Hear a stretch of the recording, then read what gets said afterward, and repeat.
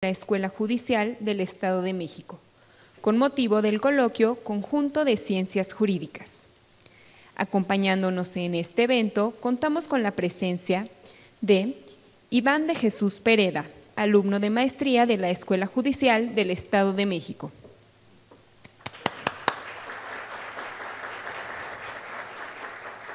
Mario Alberto Ramos Sentíes, alumno de maestría de la Facultad de Estudios Superiores Zacatlán. Verónica Mondragón Álvarez, alumna de maestría de la Escuela Judicial del Estado de México.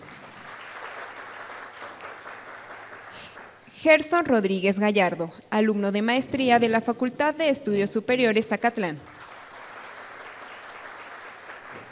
Mayra Selma Martínez Nateras, alumna de maestría de la Escuela Judicial del Estado de México. Marco Antonio García Vázquez, alumno de maestría de la Facultad de Estudios Superiores Zacatlán. Magistrada Maestra María Ledith Becerril García, docente de la Escuela Judicial del Estado de México. Doctor José Antonio Álvarez León, profesor de carrera de la Facultad de Estudios Superiores Zacatlán. Doctora Claudia González Jiménez, docente e investigadora de la Escuela Judicial del Estado de México.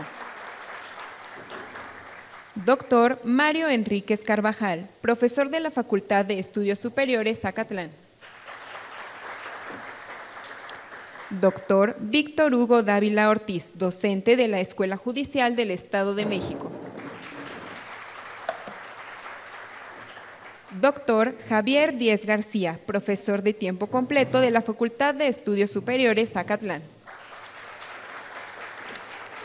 Sean todos bienvenidos.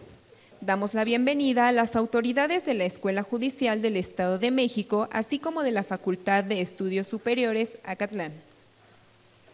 Asimismo, agradecemos la presencia de la comunidad estudiantil, familiares, servidores públicos y público en general. Sean todos bienvenidos.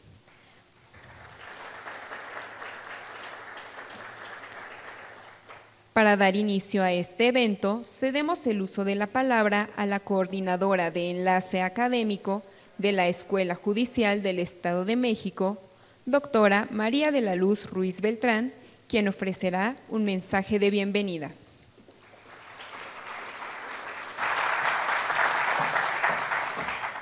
Muy buenos días, estimados alumnos, docentes y autoridades educativas que hoy nos acompañan. A nombre del doctor Jaime López Reyes, director general de esta institución educativa, doy a ustedes la más cordial bienvenida. El día de hoy nos congregamos en este recinto educativo en el marco de un coloquio que reúne a la comunidad académica de la Facultad de Estudios Superiores Zacatlán de la UNAM y la Escuela Judicial del Estado de México para llevar a cabo el segundo coloquio conjunto de Ciencias Jurídicas 2024. En este espacio de encuentro y reflexión buscamos profundizar en los desafíos, avances y perspectivas que configuran el panorama actual del ejercicio judicial. A través de la colaboración entre ambas instituciones educativas, se hace evidente un compromiso compartido con la excelencia académica y la formación integral de los estudiantes, con tres propósitos. El primero, establecer un foro multidisciplinario donde se discutan los retos actuales y futuros del derecho, con un enfoque innovador y aplicado a la realidad social de nuestro país. Segundo, promover la investigación jurídica de calidad, incentivando a los estudiantes a presentar trabajos que contribuyan al desarrollo y la actualización de las ciencias jurídicas. Y tercero, fortalecer la red de contactos profesionales entre los participantes, facilitando la creación de vínculos que trasciendan el ámbito académico. Es importante resaltar que para lograr lo anterior se cuenta con la valiosa participación de docentes de ambas instituciones, quienes aportarán su experiencia y conocimiento para enriquecer las discusiones y brindar una retroalimentación constructiva a los proyectos presentados. Finalmente, confiamos en que este coloquio será un espacio fructífero para el intercambio de ideas y la construcción de conocimiento colectivo. Agradecemos la participación activa de todos los presentes y estamos seguros de que juntos, alumnos y docentes, seguiremos contribuyendo al fortalecimiento del sistema judicial y al cumplimiento de nuestra noble misión de servir a la justicia con integridad y excelencia. Éxito y muchas gracias.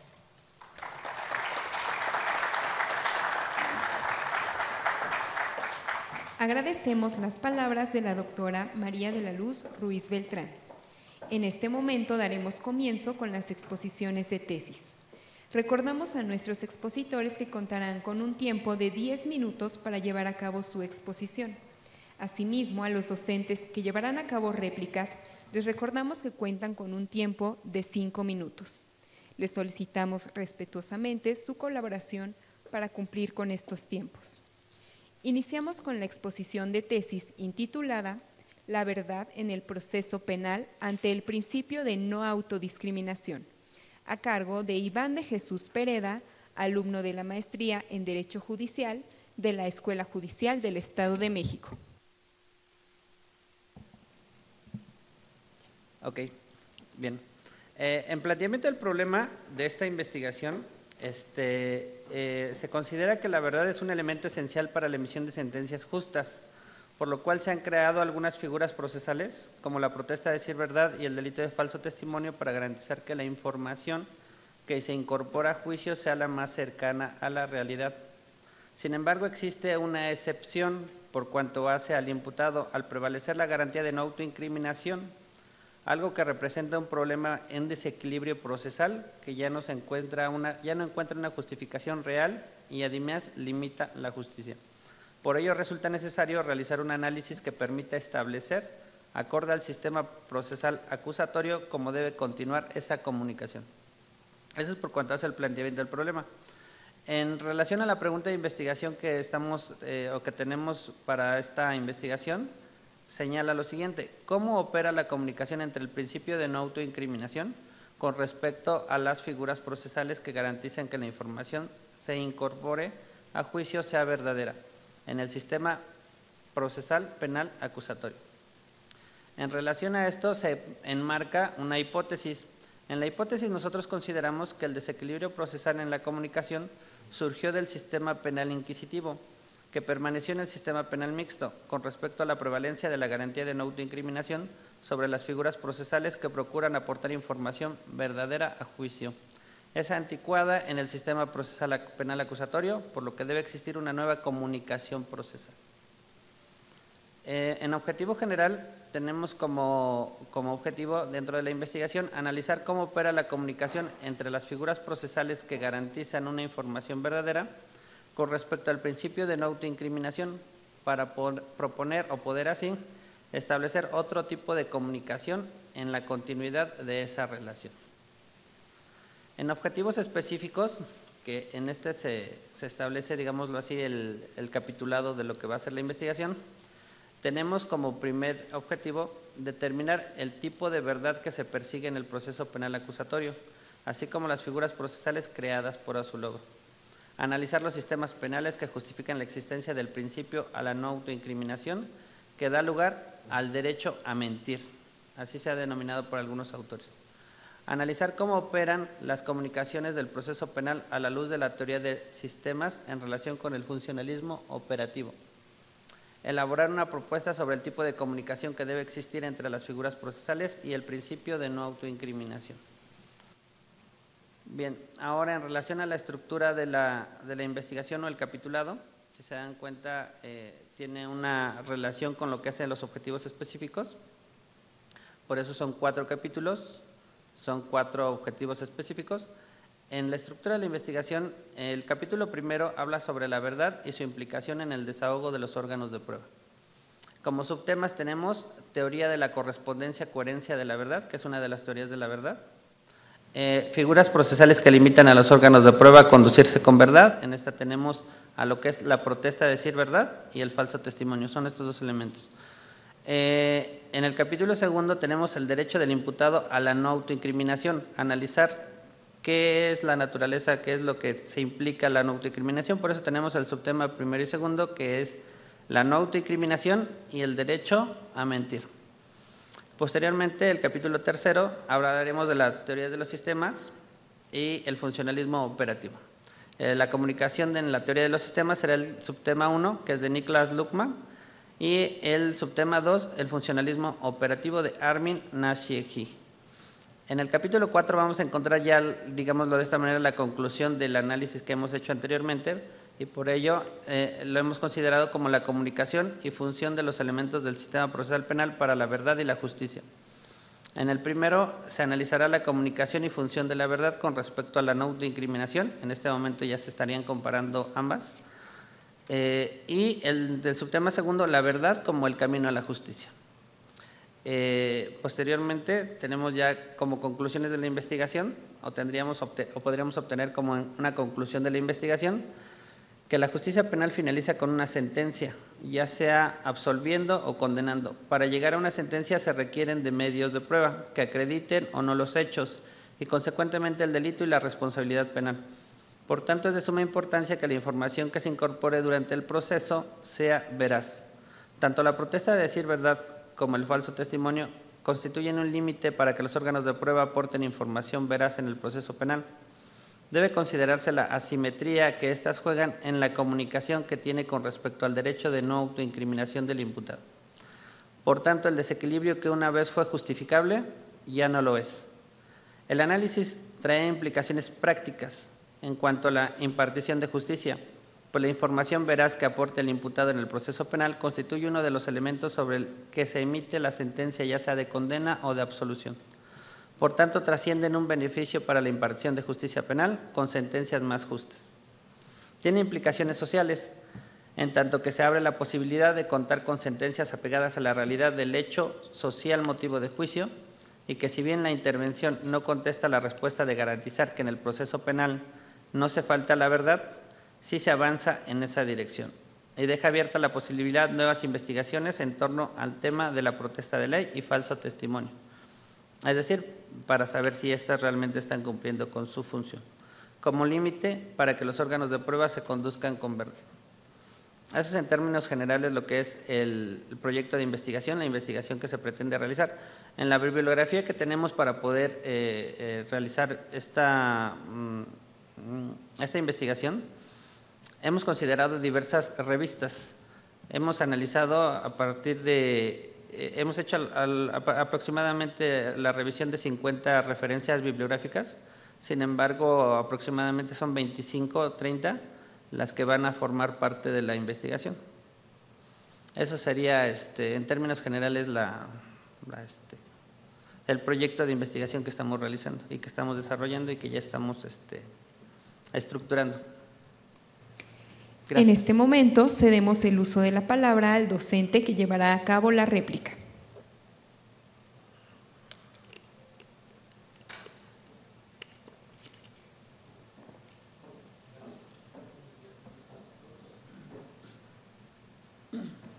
Muy amable. Gracias. Buenos días tengan todas y todos. Buenos días, compañero. Bueno, mire, estoy viendo que presenta un protocolo y rápidamente tengo algunas observaciones. ¿Pudiéramos regresar a su objetivo general, por favor? ¿Sí se puede? Bien, fíjese, el objetivo general parte de analizar cómo opera la comunicación entre las figuras procesales. Si pasamos al que sigue. Es decir, en la referencia del análisis de las figuras procesales, está centrando en el marco de analítico en el número 3, ¿estamos de acuerdo? Y lo basa en la teoría de los sistemas. Yo le recomendaría que si es eso, si es el problema de la comunicación procesal en la teoría de los sistemas, ese debería ser su marco de referencia para mí, su marco teórico.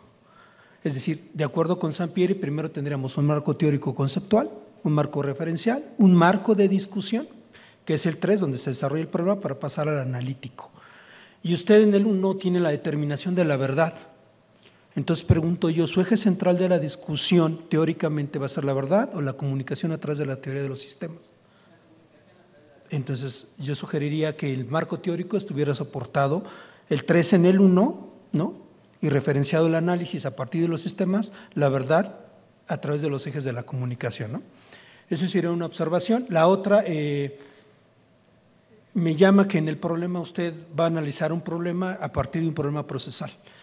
Entonces me parece que hay una discordancia ahí y el problema tendría que ser la causación. Tendría que quedar bien clara cuál es la causación. Si usted nos dice el problema es que tenemos un problema procesal, entonces pues no queda muy claro, ¿no? Tendremos que ver las consecuencias del problema procesal en función de la comunicación y la verdad.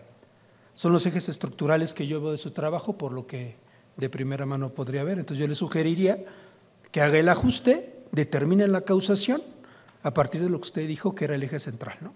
Que es el problema de comunicación procesal, para referirlo a la verdad. Entonces ahí es donde está la causación. ¿Por qué se da ahí? ¿Por qué ese problema procesal nos lleva a la verdad? ¿Con qué consecuencias? Porque además, y sugeriría que le pusiera, ¿no? Es un eje teórico, entonces una investigación teórica con una consideración analítica para poder discernir cuál es el problema de la verdad. Eso es lo que yo le sugeriría. Muchas gracias.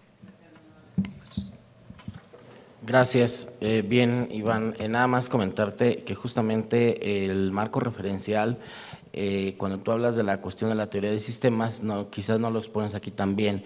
¿Cómo va a impactar, cómo va a funcionar en tu trabajo de investigación? Porque como que no queda claro, y también a lo mejor tú ya lo tienes claro, con lo que expusiste nos dejas claro el tema de la metodología que vas a emplear. Al final nos hablas de la cuestión bibliográfica, pero sí sería importante que en tu presentación y a lo largo de tu trabajo nos dejaras precisado cuál va a ser tu metodología, entendida cuáles van a ser el método o los métodos que van a regir tu trabajo de investigación con la observación que te acaba de hacer el doctor, y sobre todo también cuáles van a ser las técnicas que vas a emplear, porque también cuando tú refieres que hay un problema, ¿no?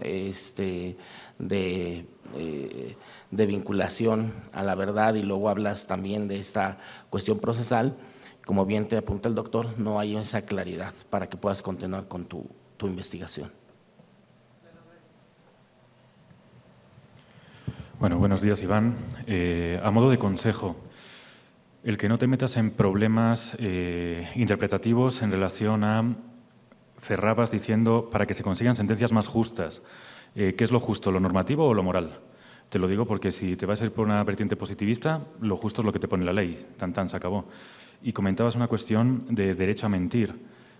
También hay cuidado a la hora de precisar, porque si tienes el derecho a, no puedes ser sancionado por. Entonces, más bien una cuestión terminológica en cuanto al derecho a mentir, en cuanto a lo más justo. Y un último detalle en relación al artículo 20 constitucional. Cuando dices qué se está buscando con el proceso, qué tipo de verdad. El artículo 20 constitucional ya te dice el esclarecimiento de los hechos, es decir, estamos orientados hacia una verdad histórica, no una verdad jurídica. Entonces, eso también tenerlo en cuenta para no meterte en problemas conceptuales y después que te den lugar a problemas en tu conclusión a la hora de aterrizar lo que sería la propuesta. Muchas gracias. Ok.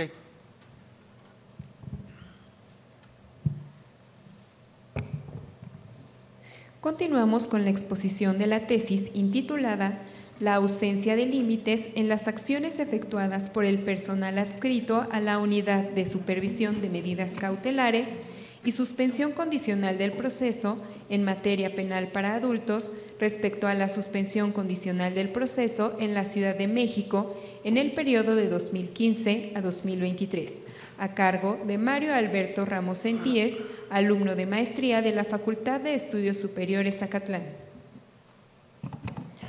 Buenos días, quisiera agradecerles su presencia a las autoridades y al público en general.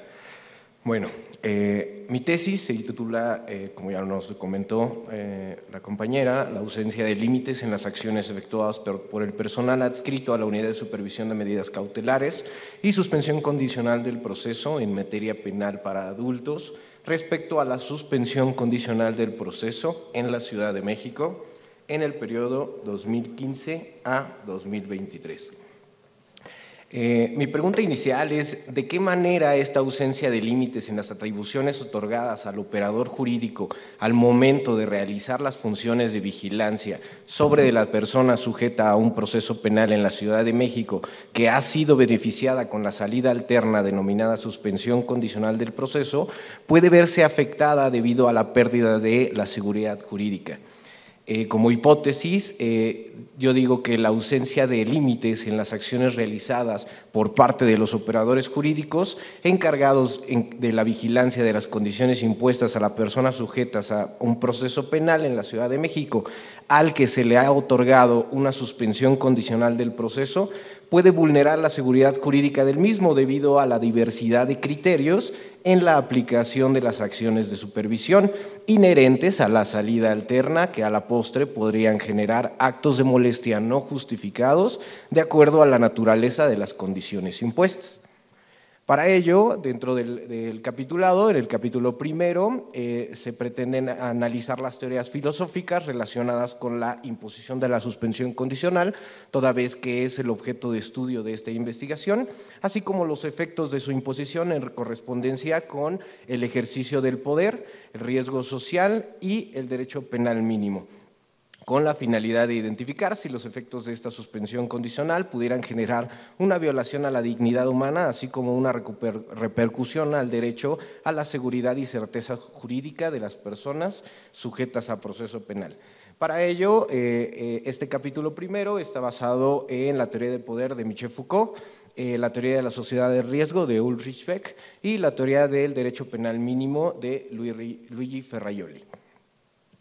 Como segundo capítulo, se pretenden analizar los diversos ordenamientos internacionales y nacionales con relación a la suspensión condicional del proceso y las facultades que se le otorga al supervisor, que en este caso es la persona que realiza esas funciones, de acuerdo con las condiciones impuestas dentro de esta salida alterna. Para ello, pues bueno, partimos de lo general a lo particular, con tratados y reglas internacionales suscritos por México en cuanto al tratamiento en libertad y mecanismos alternativos de solución de controversias, Convención Americana de Derechos Humanos, las reglas mínimas de las Naciones Unidas sobre medidas no privativas de libertad, que son las reglas de Tokio, y pues bueno, las reformas constitucionales que ha sufrido, bueno, que hemos tenido en México, la reforma constitucional del 11 de junio del 2011 y la del 18 de junio del 2008, dentro de este fundamento jurídico, que está dentro de mi capitulado segundo. Para el capítulo tercero se realiza un análisis de caso, es la demostración de la falta de límites en materia de supervisión de la suspensión condicional del proceso. Se pretende analizar un caso específico con una imposición de suspensión condicional del proceso para conocer si la ausencia de estos límites en las facultades otorgadas al supervisor pudieran estar generando una pérdida de seguridad jurídica al momento de realizar estas funciones debido a la diferencia de criterios de cada uno de los operadores jurídicos adscritos a esta unidad de supervisión de medidas cautelares. Para este estudio de caso se está basando la estrategia en un caso cualitativo de Hans Gundermann Kroll, en el cual se va a realizar como primer punto el diseño de la investigación, que incorpora la definición y problema y un plan de acción, la recolección de información, su análisis, que supone una sistematización, evaluación e interpretación, y la etapa de elaboración de informes finales con fines de divulgación, que en este caso sería la propuesta que se estaría realizando en el capítulo cuarto. El capítulo tercero, en el capítulo tercero, este es el planteamiento del problema, iniciando con generalidades específicas del caso, en análisis del caso a partir del contexto de su imposición, la identificación de la finalidad respecto a las condiciones impuestas, estudio de las acciones de supervisión realizadas por las condiciones impuestas, determinación de afectaciones generadas a la seguridad jurídica del imputado y generación de alternativas en caso de advertir alguna afectación a la seguridad jurídica. Los últimos 3 puntos estarían integrados en el capítulo cuarto directamente en la propuesta. Como contexto general, pues bueno, son una serie de gráficas en las que se puede advertir de los asuntos que están en el sistema penal en la Ciudad de México, cuántos de ellos accedieron a una salida alterna denominada y la siguiente gráfica es cuántas de esas salidas alternas fueron una suspensión condicional del proceso. Más o menos de acuerdo a estos datos, el 70 a 80% de las salidas alternas en la Ciudad de México son una suspensión condicional del proceso, el otro 20% son alguna de las otras contempladas en el Código Nacional. Para realizar este análisis, yo propuse una categorización de acuerdo a la naturaleza de cada una de las condiciones y la finalidad que tienen. Y de acuerdo a esa finalidad y naturaleza son las acciones que se van a identificar o que se van a analizar de acuerdo a las acciones ya previamente realizadas por el operador jurídico. Como podemos observar dentro de las condiciones que están en el artículo 295 del Código Nacional de Procedimientos Penales, la mayoría de ellas, a consideración de esta investigación, son de reinserción social, algunas de ellas de sujeción a la suspensión como tal y algunas son de garantizar la seguridad de la víctima u ofendido. Bueno, este es el caso que se realiza en el análisis, es una imposición real de una suspensión condicional. Dentro de esta suspensión condicional a la persona se le fueron impuestas, me parece que 12 de 14 condiciones y bueno, este caso en específico me sirve bastante de referencia para poder realizar un análisis de las acciones que se realizaron por parte del operador jurídico para determinar si hubo algún tipo de afectación a la seguridad jurídica de las personas debido a algún acto de molestia no justificado de acuerdo a la naturaleza de cada una de las condiciones y obviamente de su imposición.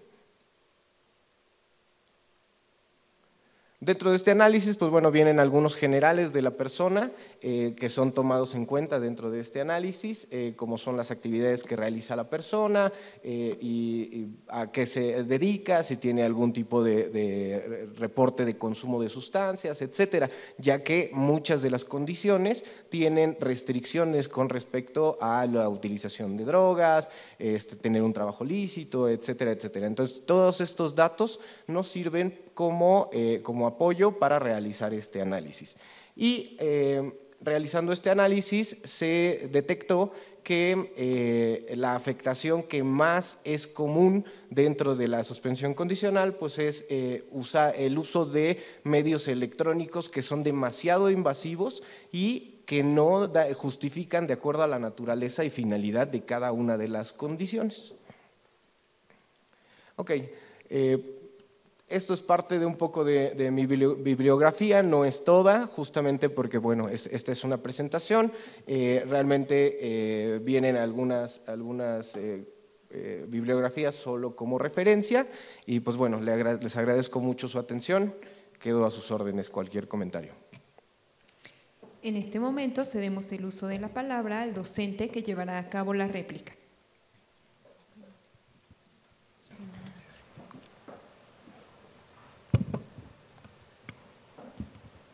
Bueno, buenos días. Pues de antemano lo felicito, compañeros, un trabajo bastante extenso. Sin embargo, ya de la lectura de estas diapositivas y en un término general, me he llevado a cuestionar, dentro de los 13 años que llevo como juzgador, si este aspecto, esta formulación, tiene una implicación o va a tener un efecto en la vida práctica. Y te voy a decir por qué directamente. Lo primero que me invita a tu trabajo a cuestionarme es si es un planteamiento de un problema institucional o es un planteamiento de un problema de ética en los operadores de este sistema. ¿Por qué? La primera de ellas es la unidad en sí ya representa un mecanismo, un medio de supervisión de las acciones que se llevan a cabo con motivo de las condiciones del cumplimiento de la suspensión condicional del proceso. En el sistema de justicia penal lleva la aplicación desde el año 2008, gracias a Dios, y creo que el Estado de México ha sido punta de lanza en la implementación de estos sistemas, propiamente de los mecanismos alternos de solución de controversias. En la práctica, realmente el juzgador es quien lleva a cabo esta supervisión, con independencia de la función del mecanismo o de la unidad que estás proponiendo. Mi pregunta sería, e incluso te lo dejo a reflexión, ¿qué tanto va a repercutir en la vida práctica? Nosotros como juzgadores, una vez que se lleva a cabo el cumplimiento o incumplimiento de alguna de las condiciones impuestas en la suspensión condicional del proceso, tenemos la obligación no solamente de velar por los derechos de la víctima y garantizar la efectiva tutela de sus derechos, sino también del propio imputado, en este caso de la persona que se somete a este medio alterno. Una de las funciones que se llevan a cabo de manera corolaria es que las unidades puedan a lo mejor armonizar esta función. En la Ciudad de México veo que tienen esta unidad de supervisión de medida cautelar, así como también de la suspensión condicional del proceso. Pero en el Estado de México tenemos también la ley de vigilancia y es muy efectiva a través del Centro Estatal de Revisión de Medidas Cautelares. El efecto es de que si el propio imputado ve que existe algún abuso, puede acudir directamente a su propio defensor para que en su momento genere la audiencia en una revocación y el juzgador pueda modificar, pueda revisar o confirmar la medida que se le ha impuesto, o bien en este caso sería la condición. Por esta razón me lleva a preguntarme, en efecto, el trabajo que nos propones es plausible y es muy loable, pero en la vida práctica, ¿qué efecto va a tener? ¿Por qué? Porque el propio inculpado tiene otros medios. Si acude con el defensor, puede generar la audiencia. Si acude con el Ministerio Público, puede generar la audiencia. Si existe un defecto, a lo mejor por alguna de las autoridades internas de la unidad, puede llevar a cabo también esa revisión como mecanismo interno. El efecto entonces va a ser que, a fin de cuentas, el juzgador pueda llevar a cabo esa revisión como juez de control, como autoridad final. Por esa razón, veo que el alcance se encuentra un poco limitado por el efecto práctico que pudiera llegar a alcanzar. Hay muchos otros aspectos que pudiera también hacer tu observación, pero el tiempo es muy acotado, ¿no? Contamos solamente con 5 minutos, pero te dejo a reflexión el hecho de que puedas ver cuál es el efecto y el alcance que pudiera tener el aspecto dogmático en el aspecto práctico, ¿no? Muchas gracias, compañero. Damos paso a la exposición de la tesis, el arresto administrativo inconmutable y la armonización con la libertad personal, a cargo de Verónica Mondragón Álvarez, alumna de la Maestría en Derecho Judicial de la Escuela Judicial del Estado de México. Buen día a todas y todas, y agradeciendo el espacio a las autoridades por darme uso de la voz y escuchar un poco de mi trabajo de investigación.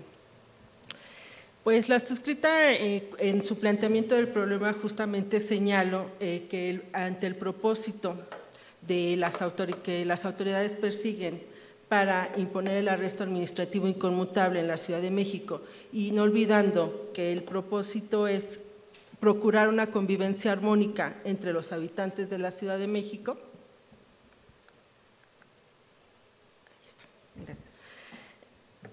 Ahí está. Consistente en que se les atribuye la conducta en conducir un vehículo automotor por la vía pública rebasando el límite de alcohol en aire expirado permitido por el reglamento justamente de la Ciudad de México.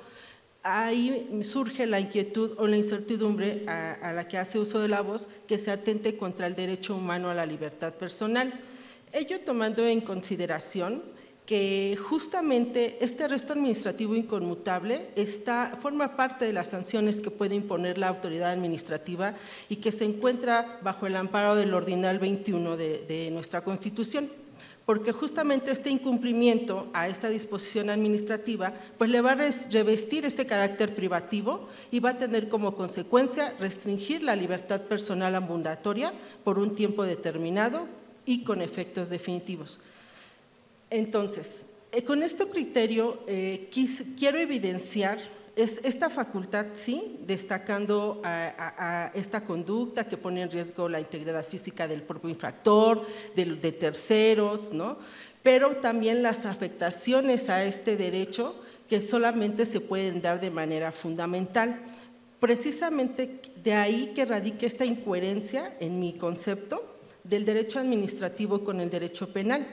Pues no debemos soslayar que justamente a partir de las recomendaciones que le hicieron al Estado mexicano, la Corte Interamericana, por ejemplo, para imponer una medida cautelar en delitos que anteriormente en la materia penal estaban incluso tipificados como graves en el artículo 9 de nuestro Código Penal, ahora ya tienen, no es per se o inmediatamente restringirlos de esa libertad deambulatoria, sino que debería de ser o debe de ser la última ratio, porque justamente ya es un derecho humano reconocido y que también encuentra su apoyo y se corrobora con diversos, el Pacto Internacional de Derechos Civiles y Políticos, la Convención Americana. Entonces, justamente este cuestionamiento de cómo debería de ser este carácter normativo es lo que me despertó la inquietud de trabajar en este tema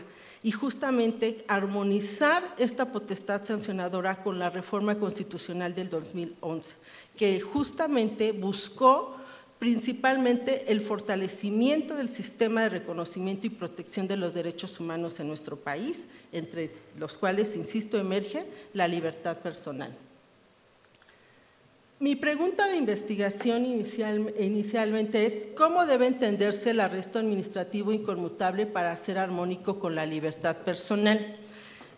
Posterior, trabajando en el taller metodológico, se replanteó el tema de investigación y ya no a formularlo como un cuestionamiento, sino nada más el arresto administrativo inconmutable para ser armónico con la libertad personal.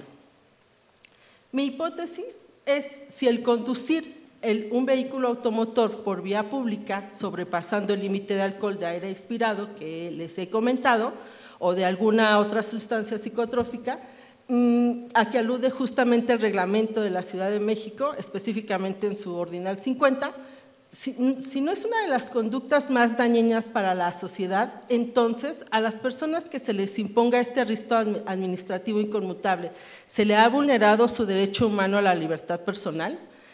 Esa es mi hipótesis.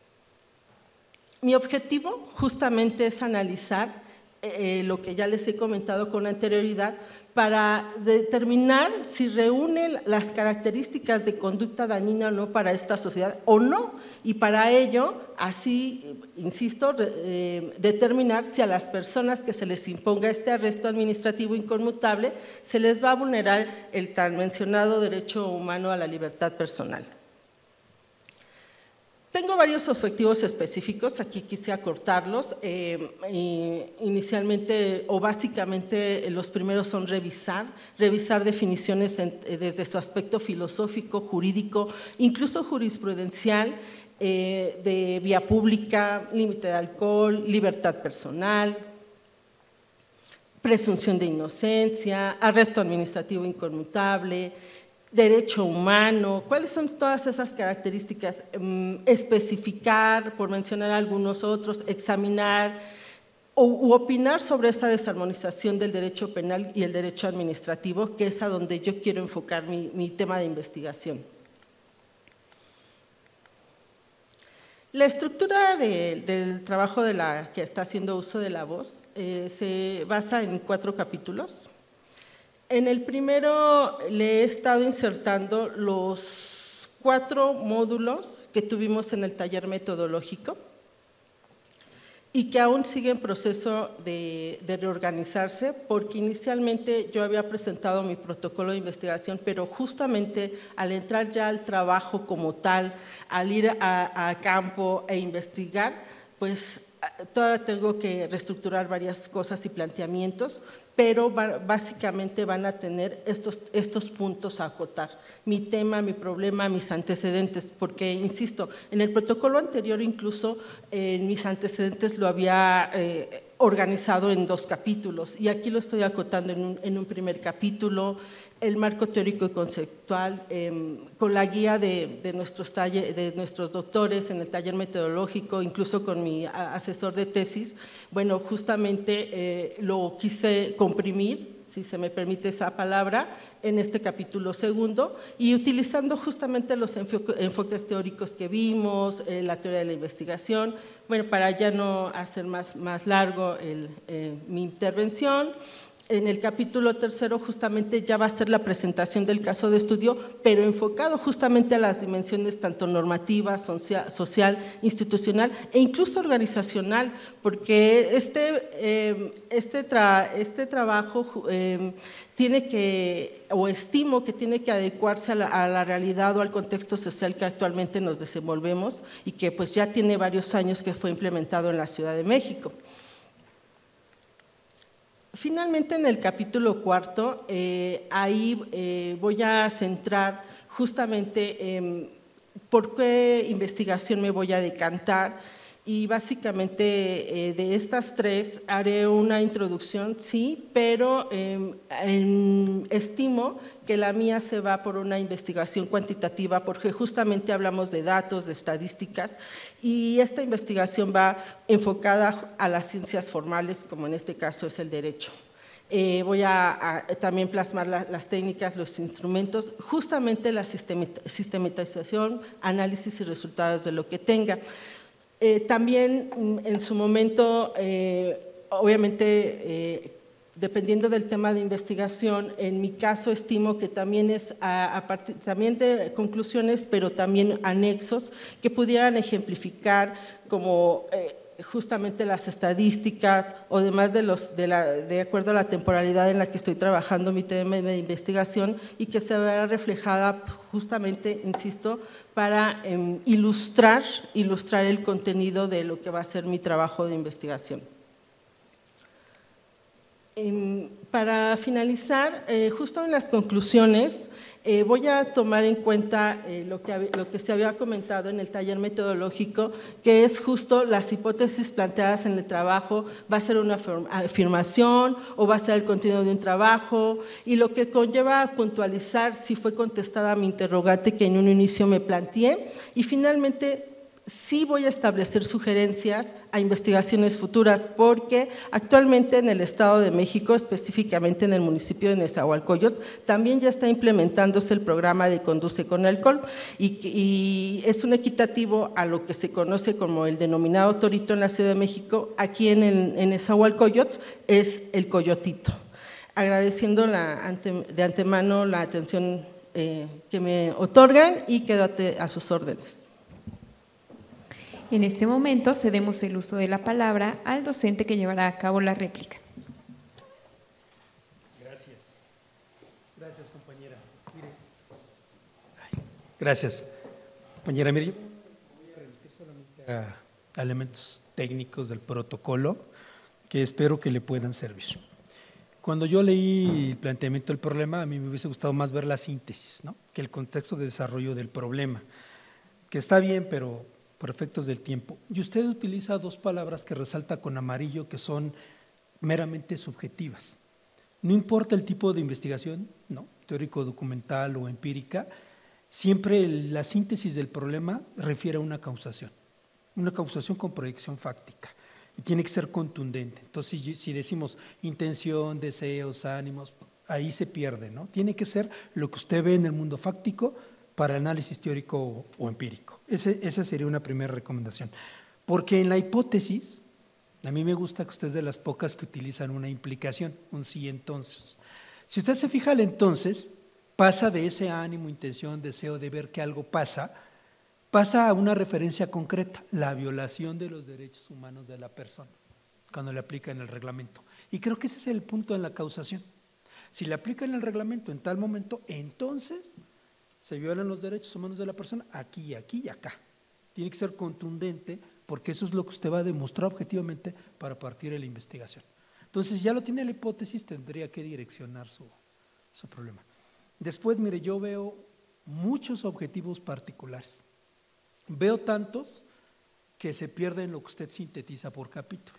Tiene que haber una correlación de objetivo particular 1 con su capítulo 1, 2 con 2, 3 con 3, o 2 en 1, como usted lo relacione dependiendo de la magnitud de la investigación.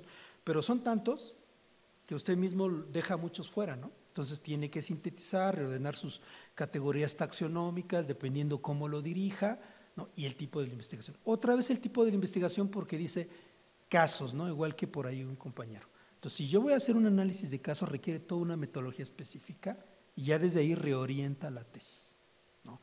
Ejemplificar no es análisis de caso, son cosas importantes.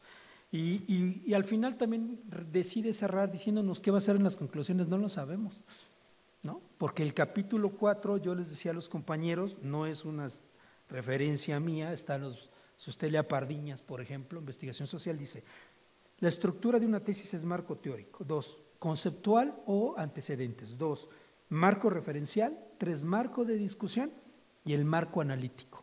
Y en el analítico lo que usted hace es desenrollar el problema, atender las inferencias y entonces resolver.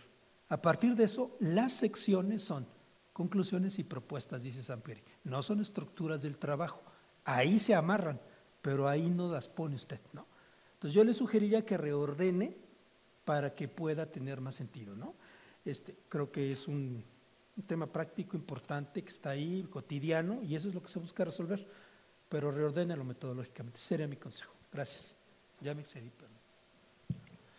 Bien, compañera Verónica, primero sí te hago una sugerencia muy general, que tomes en cuenta bien la reestructura en cuanto a tu aparato crítico, porque justamente en la cuestión de los objetivos generales o el objetivo general y sobre todo los objetivos específicos son una diversidad de objetivos que incluso no tienen una correlación con tu desarrollo capitular o con el contexto que tú vas a abordar. Y también, eso es por un lado. Por el otro, también es importante que tú establezcas los alcances, porque no queda claro cuándo nos referimos a este derecho humano a la libertad personal. Es decir, creo que es importante que tú tengas claro primero cuáles son los alcances, las diferentes puntos de directriz que nos marca esta libertad personal, versus, desde luego, lo vas a hablar al arresto administrativo. Desde luego, bueno, pues también tomar en cuenta tu marco referencial, porque justamente cuando tú lo desarrollas ahí, no queda claro, ¿no?, cuál va a ser tu marco referencial. Y también en cuanto a la parte de la estructura, tu marco capitular no advertí, o quizás es un borrador, ¿no? El desarrollo que vas a hacer de la dimensión esta de la libertad, personal, el tema de arresto administrativo, cuáles van a ser sus alcances y desde luego, bueno, también ver cuál es el contenido en cuanto a tu metodología, porque tú hablas el de un estudio de caso, que más bien no es un estudio de caso, tú estás poniendo un referente, un ejemplo, y también cuál va a ser tu metodología, porque al final nos presentas que si va a ser cuantitativa, cualitativa, es decir, debes centrar bien cuál va a ser la metodología que vas a emplear para que tú lleves el seguimiento a tu trabajo de investigación. Bueno, pues vamos muy rápido. Comentas el arresto inconmutable en relación o contra la libertad personal. Acuérdate que el derecho humano no hay ningún derecho que sea ilimitado, es decir, todos tienen límites. Y en este caso, como consejo únicamente, valorar la cuestión de hasta qué punto se afecta la libertad en contraposición a lo que se estaría pensando a la hora de salvaguardar, vamos bien, a la hora de prever esta conducta, que sería salvaguardar a la sociedad. Es decir, a la hora de imponer el arresto inconmutable, lo que se está pensando es en desalentar, digamos, un efecto intimidatorio, pero desalentar lo que serían posibles conductas futuras en relación precisamente al conducir alcoholizado, ¿no? Entonces, simplemente esa situación para acabar de matizar el problema y listo. Muchas gracias. Continuamos con las actividades del coloquio Conjunto de Ciencias Jurídicas. En este momento damos paso a la exposición de la tesis intitulada Derecho e Inteligencia Artificial, Su futuro en México hacia 2024, a cargo de Gerson Rodríguez Gallardo, alumno de maestría de la Facultad de Estudios Superiores Acatlán. A todos, gracias por la oportunidad y por la atención dispensada en este momento. Como ven, el derecho, en estos momentos la vida, la neohistoria que se nos presenta, se encuentra totalmente abarcada por el sujeto digital, por nuevas herramientas tecnológicas que son importantes y que son trascendentales para nuestros días. Así, por ejemplo, una de ellas, la más disruptiva que se nos presenta en nuestros tiempos, la inteligencia artificial completa en estos momentos un salto exponencial en su propio desarrollo y evolución, que contrasta también con elementos antropológicos incluso de la sociedad humana. Esta interacción entre hombre y máquina, en la cual la inteligencia artificial es fundamental en estos momentos, evidentemente contempla un problema fundamental para la sociología, para el derecho, para la filosofía y las demás ciencias en general, y es por supuesto que en esta interacción riesgos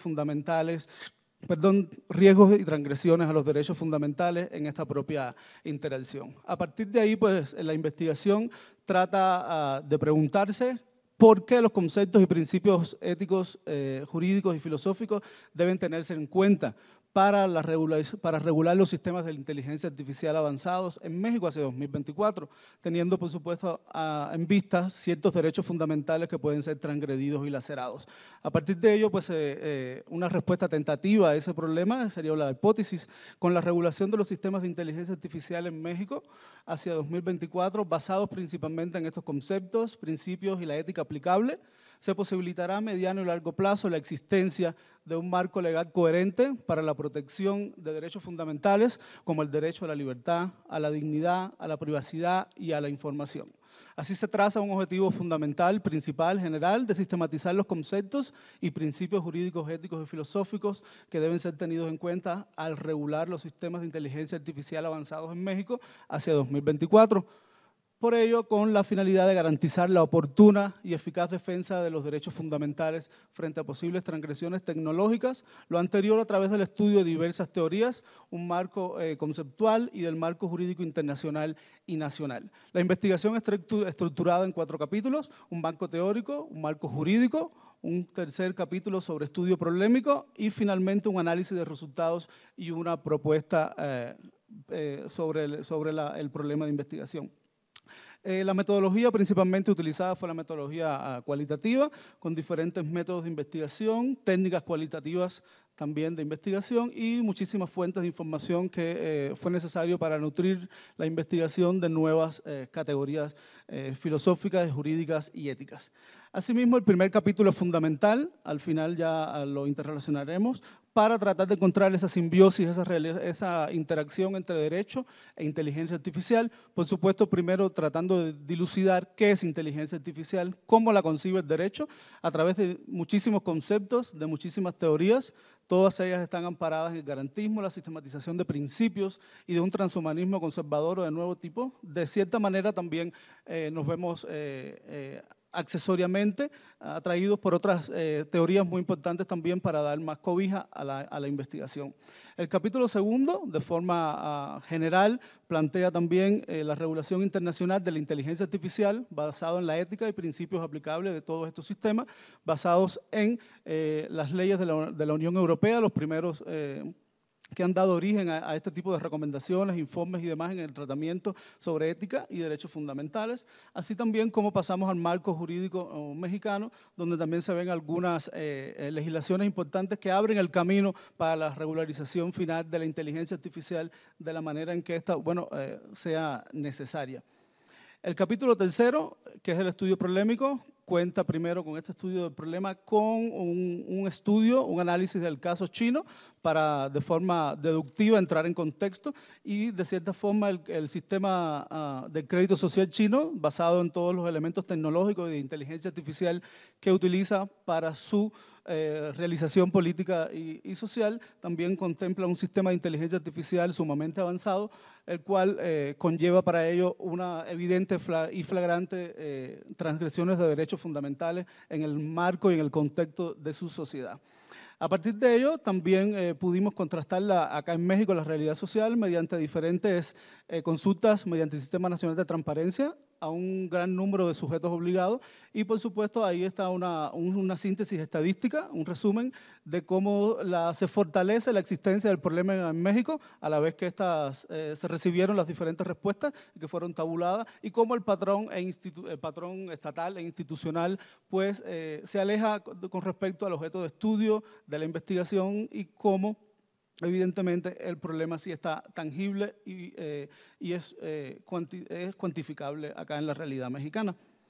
El capítulo 4 ya finalmente concentra una propuesta de un marco epistémico para que todos estos principios, conceptos y jurídicos puedan ser sistematizados a la hora de que se logre una regularización de los sistemas de inteligencia artificial en México.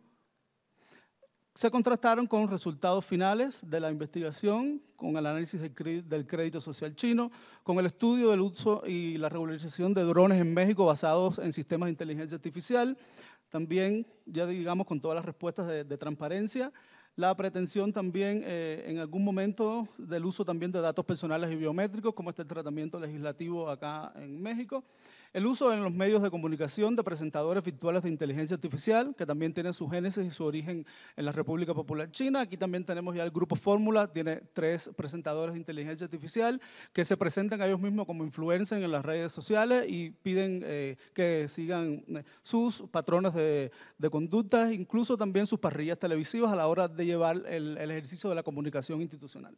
También se analizó el caso Pegasus, de toda la información a la que fue posible acceder, porque es un caso controvertido, así como un ligero análisis del proyecto del Plan Ángel, en su momento del candidato político de Marcelo Ebrard, el cual también estaba basado en la seguridad nacional y presenta también ciertas similitudes con el caso chino, el cual fue estudiado en la investigación. Así, a la hora de comprobar la hipótesis de investigación, se triangularon las normas, las solicitudes de información, las entrevistas de expertos, en este caso una doctora también española que nos visitó recientemente y también nos dejó sus consideraciones al respecto, es experta en estos temas, y se compararon y contrastaron los datos y todos estos resultados, así como la validación de la hipótesis de investigación, para llevar entonces a elaborar estas construcciones teóricas y sistemáticas sobre la epistemología principal y uso filosófica de los sistemas de inteligencia artificial que defiende y que propone la investigación para su próxima regulación. Así, la propuesta de este marco es una estructura epistémica con enfoque fenomenológico de todo el fenómeno de inteligencia artificial como una categoría y uso filosófica en este sentido.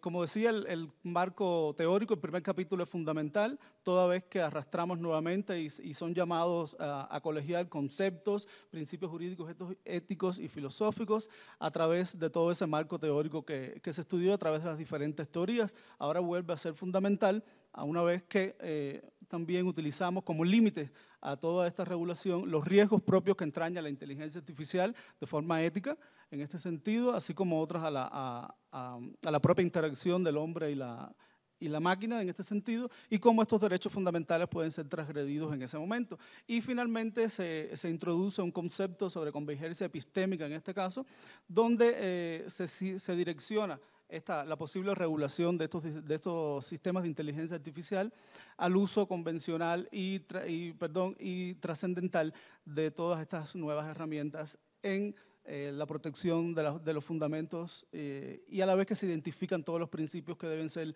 protegidos en este sentido y en peligro de transgresión. En este caso se ha utilizado una extensa también bibliografía y desde las leyes de la Comunidad Europea hasta los principios que en su momento dictaminó diversos físicos e informáticos también para poder tratar de conocer estos temas que son importantes para nuestros días. Le agradezco entonces por su atención y quedo a su disposición. En este momento cedemos el uso de la palabra al docente que llevará a cabo la réplica. Hola, muy buenas tardes. Antes que nada, mi reconocimiento, Gerson, porque el tema no es fácil de abordar, es un tema muy contemporáneo, hay muchas voces, muchas posturas, todas ellas nos gustan, con todas ellas sentimos que van encajando en la problemática y queremos invocarlas y queremos aplicarlas. Le voy a retroalimentar en algunos puntos. En términos generales, mi combinación es a constreñir todavía aún más planteamiento del problema, objeto de estudio, la manera en que están confeccionados los capitulados. Todavía hay un ejercicio ahí fuerte de acotación, porque hablar de inteligencia artificial sigue siendo un macrouniverso y veo que en su trabajo lo ha abordado, todavía está en el camino del estado del arte, pero sí hay que puntualizar varios puntos. Una segunda aportación, en su pregunta de investigación nos habla de esta necesidad que va de la mano con la hipótesis de regular la inteligencia artificial. Yo le voy a pedir que aquí usted en el siguiente ejercicio o en lo que se lleve de actividad, sí hay que hablar ya de una inteligencia artificial específica. Hay una taxonomía, varias taxonomías. Me está hablando de inteligencia artificial generativa, me está hablando de la predictiva, de la débil, de la fuerte. Usted habla de inteligencia avanzada, es un macrouniverso, hay que acotarlo, porque si no eso va a generar más polémica. En su pregunta y en su hipótesis nos habla de conceptos, principios jurídicos, éticos y filosóficos. Coincido, hay que estar ya homologando las acepciones, aunque la mayoría de los tratadistas nos dicen que es imposible porque es muy mutable, es muy dinámico. 2, principios jurídicos, sí, yo creo que usted ya consultó el libro blanco europeo, que es importante, pero también debe de voltear los ojos a lo que está sucediendo en Latinoamérica. Me queda claro que su problemática la está acotando en China, que es interesante porque es donde vemos el contraste de un Estado totalitario, donde ha estado manipulando y limitando los derechos fundamentales, pero también es un parteaguas en sistemas de inteligencia artificial, ¿no? Tienen la primera corte de derecho de Internet, por ejemplo, en Hangzhou, China. Entonces, yo veo que es importante que todo trabajo de investigación tenga una incidencia local, una aportación en este territorio. Hablar de China sí es un parteaguas, sí hace una confrontación, pero a mí me gustaría más que buscara elementos de experiencias más allegadas a lo que sucede en México, ¿no? Colombia ya tiene un marco ético de inteligencia artificial que ya está aprobada por ONU y UNESCO, muy amplia, y lo aborda desde el aspecto financiero, salud, educación, seguridad. En su caso, por todo el abordaje que nos da, me queda claro que lo quiere aterrizar a la protección de los derechos, de la información personal. No veo que hable del e-government o del gobierno electrónico, es importante abordarlo porque usted ya encontró que es una debilidad en la estructura mexicana. El andamiaje de la protección de un e-government no existe en México, existe en letra pero no en la práctica, ¿no? Porque todavía hay algunos sesgos. Y le pido por favor que cuando hable de la necesidad de principios éticos y filosóficos, éticos queda claro lo que es bueno, lo que es correcto, lo que no, pero los filosóficos todavía es muy amplio. Lo va a abordar desde qué escuela, desde qué postura, desde un justnaturalismo, positivismo, una escuela ecléctica. La va a abordar desde la mayéutica, la dialéctica, quiere hablarla desde una axiología, una deontología. ¿Sabe? Todavía falta ahí acotar para no perdernos en este inmenso mar de lo que es la inteligencia artificial. Sí a favor de que su propuesta aterrice en una normatividad en México de la inteligencia artificial. 2 esfuerzos ya hay en el Senado, no han pasado, entonces yo creo que tiene aquí usted todo el territorio y toda la ambición para poder hacer una propuesta digna, importante, pero sobre todo lo que buscamos es que se replique en la vida real, ¿no? Ojalá llegue a estos espacios. Mi última aportación, cuando habla usted de las técnicas cualitativas de investigación que realizó, nos dice que trianguló la información. Yo quisiera más que en su vocablo técnico de investigación hablara de confrontación, ¿no? Triangular no, porque es como mover información y no llegamos a alguna determinación. Hablar de confrontación es que sí hicimos este cotejo e identificamos a favor, en contra, sirve, no funciona, está desfasado, está adelantado, etcétera. Su capítulo 1, me gusta mucho que ya tuvo un avance en identificar teorías, son muchas, pero no todas las podemos ocupar. Por ejemplo, habla de las teorías de las leyes de robótica, sí, Alan Turing las arrojó en 1956 y son un parteaguas histórico como antecedente, pero no se apasionen abordarlas. O sea, hay que irnos más con lo más pragmático hoy en día, con lo que está más en boga. No aborda, por ejemplo, una teoría de la complejidad que ya se está abordando aquí en México para sistemas de inteligencia artificial. Me gustaría que la abordara, o abundar más acerca de la postura del transhumanismo. Coincido con usted, no de la línea conservadora, pero sí abordarla, ¿no? Y cuando habla en su capítulo primero acerca del lenguaje, me queda claro que es porque ya es experto en el tema, por toda la bibliografía que ha leído, pero acuérdese que los terceros, ¿no? Sería importante hablar del lenguaje natural con el cual se están manejando ahora los sistemas de inteligencia artificial. Por mi parte sería cuanto. En estos momentos damos paso a la exposición de la tesis El concubinato como relación de hecho en el ejercicio de la acción de designación de beneficiarios, a cargo de Mayra Selma Martínez Nateras, alumna de la Maestría en Derecho Judicial de la Escuela Judicial del Estado de México. Gracias. Buenas tardes a todos. Reitero, mi nombre es Mayra, presento el tema del concubinato, relación de hecho en el ejercicio de la acción de designación de beneficiarios. En cuanto a la delimitación temporal de mi tema, este será o está siendo abordado a partir de la reforma del 1 de mayo del año 2019, aplicable a la Ley Federal del Trabajo. En cuanto a la espacial, me estoy enfocando específicamente en el Estado de México respecto a los tribunales laborales a cargo del Poder Judicial del Estado de México. Y bueno, en cuanto al planteamiento del problema, lo resumí en estos puntos que me permitiré dar lectura. Las relaciones de hecho resultan comunes derivadas del dinamismo social, debido a que se salvaguarda el derecho del libre desarrollo de la personalidad.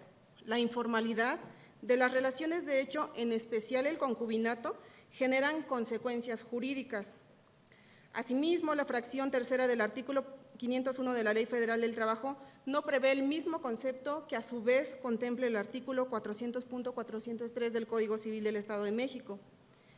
Designar como beneficiarias a 2 o más personas que promuevan de manera simultánea o concurran ante estos tribunales, hasta este momento es todo una novedad, toda vez que esta fracción del artículo referido únicamente prevé que se designará a una persona.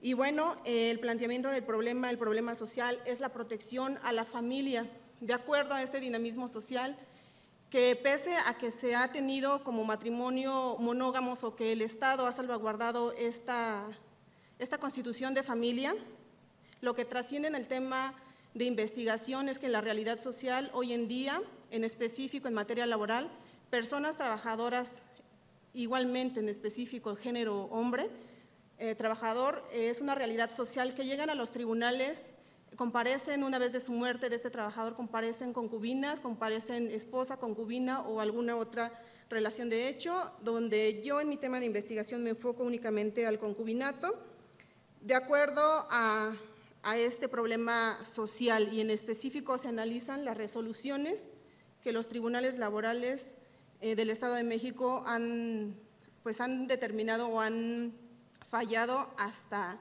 donde llegue el tema de investigación. La pregunta de investigación. El concubinato como relación de hecho dentro del derecho de libre desarrollo de la personalidad salvaguarda el derecho de protección a la familia frente a derechos de terceros en el ejercicio de la acción de designación de beneficiarios. La hipótesis es la siguiente: si se designa como beneficiarias a 2 o más personas que concurran como la persona con quien el trabajador fallecido vivió como si fuera su cónyuge en términos de la referida fracción tercera del artículo 501 de la Ley Federal del Trabajo, entonces se salvaguarda el derecho de protección a la familia frente al derecho de libre desarrollo de la personalidad. El objetivo general de este tema es ponderar si el concubinato como relación de hecho salvaguarda el derecho de protección a la familia en el ejercicio de la acción de designación de beneficiarios previsto en el artículo 501, fracción tercera de la Ley Laboral. En cuanto a los objetivos específicos, son varios, no obstante ellos, son 11 objetivos. El primero es estudiar el origen y naturaleza de este concubinato, únicamente voy a permitir dar lectura de manera sintética. Asimismo, analizar de manera doctrinal cómo se conoce esta palabra de concubinato, su definición, las acepciones que ha tenido durante el transcurso del tiempo, qué es la unión de hecho, cómo se protege a la familia, analizar el artículo 4 constitucional de la Constitución Política de los Estados Unidos Mexicanos, identificar las características tanto del derecho de libre desarrollo de la personalidad como el derecho de protección a la familia. Asimismo, analizar el concubinato como una relación de hecho y distinguir elementos que vulneran o que pueden vulnerar esta relación de hecho en el artículo 501, fracción tercera de la Ley Federal del Trabajo. Posteriormente, en los objetivos es ponderar si el concubinato como unión de hecho salvaguarda el derecho de protección a la familia cuando concurren dos o más personas con el carácter con quien el trabajador vivió como su cónyuge, y finalmente identificar los derechos derivados de la relación de trabajo que se pueden vulnerar al constituir este concubinato, esta relación de hecho. Los capítulos, únicamente aboco mi investigación en 3 capítulos. El primero es el concubinato, relación, naturaleza jurídica y diversas acepciones. Es importante conocer cómo surge el concubinato, cómo ha evolucionado y cómo ha sido considerado. Es un concepto que no ha sido considerado de manera general en todo el país, e incluso si se investiga más allá, tienen diferentes acepciones. Y en eso se va a enfocar principalmente el primer capítulo, conocer el concubinato, sus elementos, sus características. El segundo capítulo es ponderación de derechos relativos al libre desarrollo de la personalidad y protección de la familia. Este trata de abocarnos precisamente a lo que dice la primera palabra, ponderar, qué pesa más, cuáles los dos derechos pesan más, pero sin olvidar la teoría de investigación, que es respecto a esta teoría de ponderación bajo un carácter o más bien bajo el estudio de los principios de igualdad y no discriminación, en específico de las personas que se encuentran constituyendo esta relación de hecho. Y en este caso específico, en el tema de estudio, pues es a la persona con quien el trabajador fallecido vivió como si fuera su cónyuge. En el tercer capítulo, en específico, se llama ejercicio de la acción de designación de beneficiarios de dos o más personas con quien el trabajador vivió como si fuera su cónyuge. Prácticamente en este capítulo lo que yo me enfoco en mi investigación es conocer en qué consiste la acción de designación de beneficiarios, cómo es este procedimiento en los tribunales laborales del Estado de México, asimismo advertir la necesidad jurídica y social para salvaguardar los derechos de las personas con quien el trabajador vivió como si fuera su cónyuge, abocándome exclusivamente en las resoluciones que hasta el momento de la investigación, el tribunal laboral o los tribunales laborales han resuelto este caso en específico. En cuanto a las conclusiones, en cuanto a los hallazgos, la persona con quien el trabajador fallecido vivió como si fuera su cónyuge no requieren investigación sobre dependencia económica, es decir, promueven esta acción bajo el carácter de cónyuge, bajo el carácter de concubina, una única persona. Entonces el tribunal no ha estudiado la dependencia o no estudia, de acuerdo a la Ley Federal del Trabajo, la dependencia económica. No obstante, el tema que se estudia es cuando concurren dos o más personas, con el carácter como si fueran cónyuges del concubino, del trabajador, perdón. Asimismo, se realizó el estudio, se identifican más de 600 resoluciones en versión pública en el portal de transparencia del Poder Judicial del Estado de México, de las cuales hasta el momento de la presentación de la investigación es analizado 250.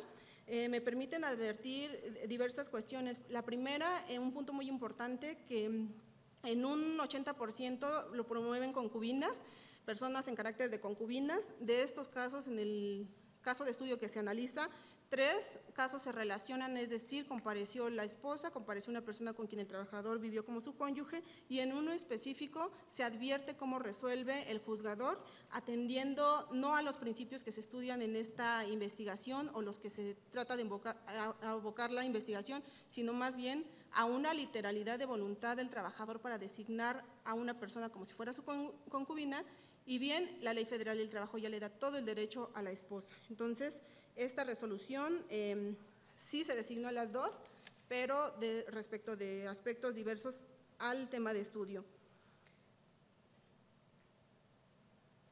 Asimismo, en cuanto a las conclusiones, como crítica y recomendaciones, Respecto a esta resolución, respecto a las demás que pudieran surgir ahorita en el tribunal laboral, en los tribunales laborales, no se ha terminado el estudio de todas las resoluciones en versión pública.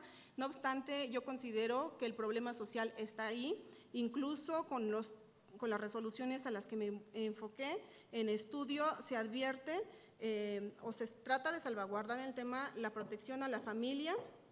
Asimismo, en cuanto a los aspectos o recomendaciones que pueden ser investigados más allá, es en la materia de seguridad social. Mi tema únicamente se enfoca a cómo resuelven los tribunales laborales del Estado de México, sin embargo, el tema puede ir más allá. Actualmente se conocen dos resoluciones de amparos directos y una resolución de un tribunal federal donde ya se ha estudiado y donde se ha determinado que bajo este estudio de perspectiva de género, de igualdad y no discriminación, ya han designado a 2 o más personas, bueno, incluso a 2 en específico. No obstante ello, mi tema se enfoca únicamente en las resoluciones de los tribunales laborales en la materia individual laboral, no así de seguridad social. Es un tema que también se halla como para que sea más explorado. Y otro, si es necesario el reconocimiento jurídico del concubinato previo a ejercer la acción de designación de beneficiarios, para que el tribunal laboral únicamente se enfoque y diga, ya hay un reconocimiento de concubinato y a lo mejor no entre al estudio de los demás derechos. No obstante, esos son los hallazgos, las cosas que se pueden o que se advierten que se pueden explorar. Mi tema de investigación va enfocado, reitero, a la ponderación de la igualdad y no discriminación, ponderando los derechos de protección a la familia y libre desarrollo de la personalidad, en específico en los tribunales laborales. Eso sería todo. Muchas gracias. En este momento cedemos el uso de la palabra al docente que llevará a cabo la réplica.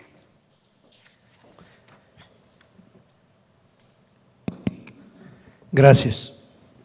Hola, compañera. Mire, yo iba viendo su proyecto y iba poniendo atención en algunas cosas que le quiero comentar, pero después me sorprende cuando veo las conclusiones. Entonces la pregunta es, ¿nos está presentando el proyecto o ya terminó la investigación? Les estoy presentando el proyecto porque como técnicas de investigación aún me faltan. Bueno, eso es, yo creo que ya estructuró mi pregunta, porque yo veo que ya tiene elementos conclusivos. Y un protocolo es la presentación formal de un proyecto de investigación, cuyos elementos torales nos permiten, ¿verdad?, establecer cuáles son las pautas de inicio y finales del trabajo, particularmente, además, tener los elementos de agrupación técnicos para formar un título. Entonces, primero me salta mucho que no lo puso, pero nos los aclaró, los elementos de agrupación, como la temporalidad y el espacio. Entonces, esos tendrán que estar contenidos ahí porque son referenciales necesarios para el problema y para la hipótesis. Entonces, nos los comentó, pero no estaban, pero tampoco estaban en el escrito. Entonces, ahí hay un problema estructural.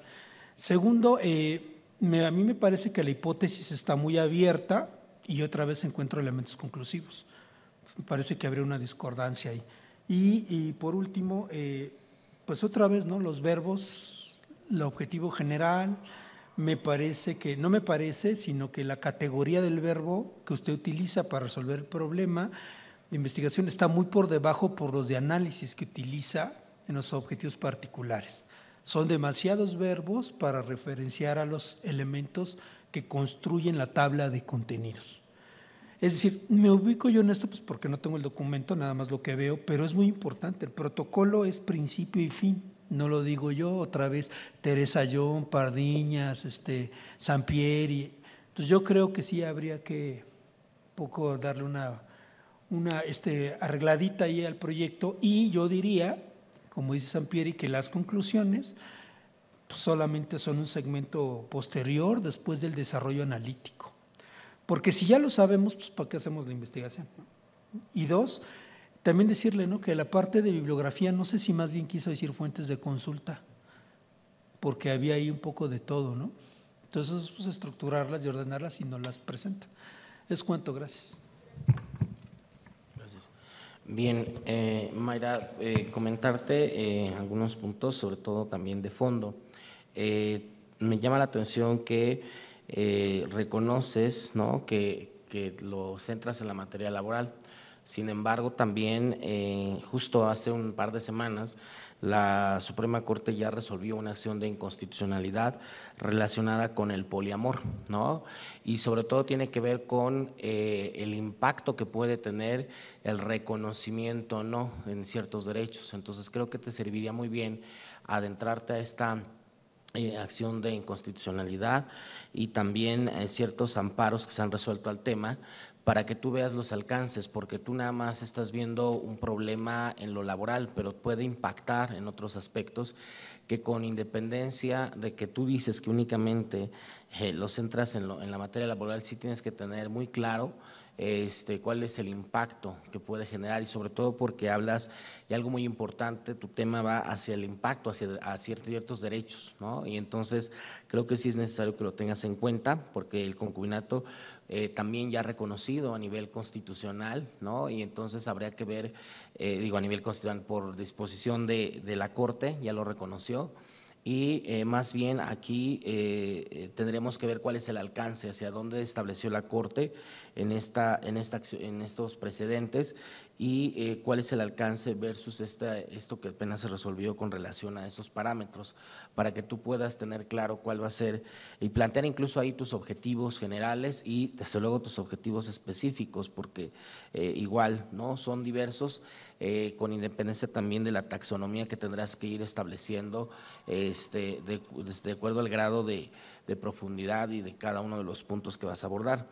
Y desde luego también al final refieres pues esta parte de igualdad, no discriminación, y también, bueno, pues establecer con claridad tu marco teórico referencial. Bueno, y una última observación, Mayra, la cuestión de ponderar. La ponderación, cuidado si vas a seguir las reglas de Alexi o si lo vas a hacer de una forma diferente, por la cuestión de los debates y las polémicas que se dan en relación a la ponderación. Simplemente eso.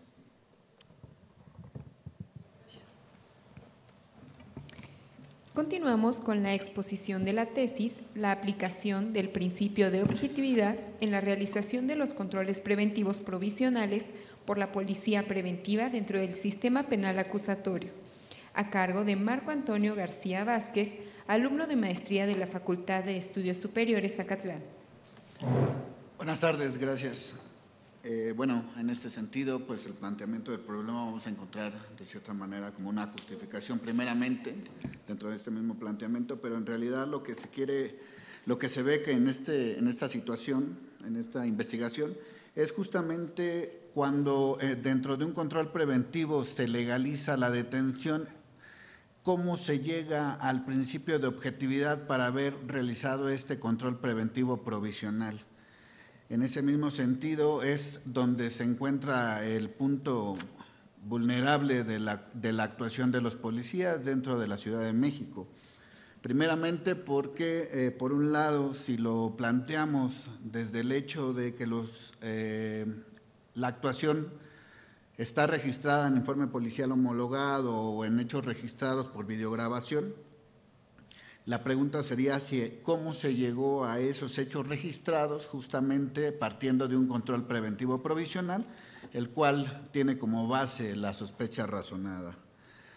Para eso justamente la pregunta de investigación sería cómo opera la objetividad al realizar un control preventivo provisional dentro de la Policía Preventiva de la Ciudad de México, y en todo caso podría haber incluso otra que diera mayor alcance a otra investigación, ¿opera en realidad esta objetividad?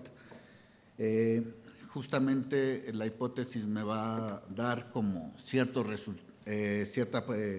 cuestión de una vulneración de derechos humanos al momento de realizar un control preventivo provisional. Justamente se intenta desde esta investigación es examinar la objetividad dentro de las intervenciones. Esto busca dentro de los apartados específicos como capítulo 1, capítulo 2 y capítulo 3 en ese mismo orden. Primeramente, pues explorar cómo se va construyendo el concepto de objetividad dentro de lo social y a la vez también dentro del derecho, para describir justamente las actuaciones de los controles preventivos provisionales. Y para último, vincular justamente de esta subjetividad en una práctica policial.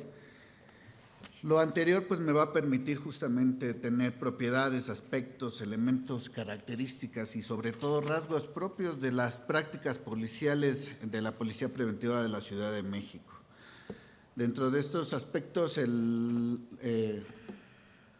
la cuestión del marco teórico conceptual, lo que se pretende es que desde origen la policía, dentro de su origen y su desarrollo, la policía ha sido estructurada, no solamente la preventiva, sino que toda la policía ha sido estructurada de manera subjetiva, imperando siempre esta estructura subjetiva dentro de su composición, lo cual ha creado estereotipos que están justificados bajo una prevención. La prevención va hacia la otredad. La otredad, en específico ya dentro de la investigación, la particularizo dentro de género, raza, edad, nivel socioeconómico y geografía, con relación a dónde se aplica o hacia dónde se va hacia dónde se van dirigiendo estos estereotipos que van creando una ideología punitiva.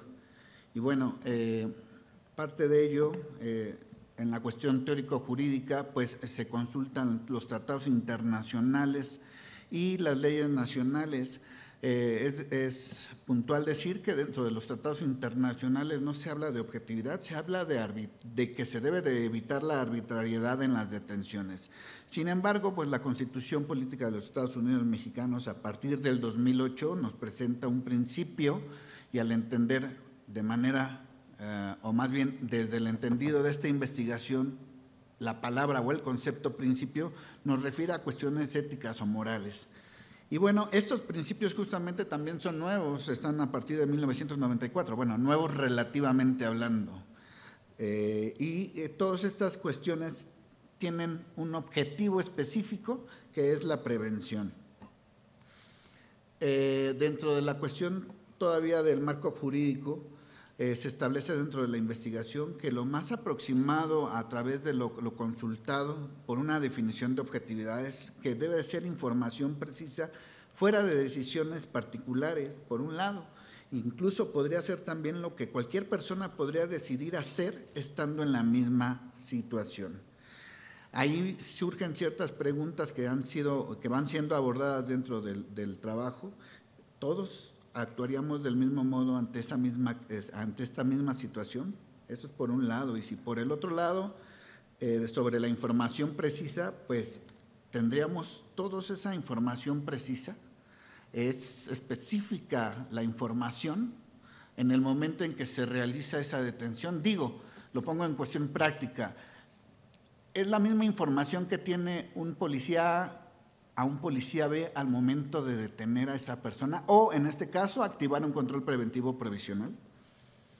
Y bueno, aparte de que también es una crítica a la modernidad, justamente porque nos está dejando de lado la humanidad de los policías, porque está planteado dentro de este trabajo y sobre todo hay varios autores que refieren a ellos, por ejemplo, Marc Neclus, Zaffaroni, Robert Reiner, Bourdieu, Jobard, Monjardet, Foucault, Paul Rocher, Luhmann incluso, Goffman, que van a precisar siempre que no se puede separar la subjetividad de las personas.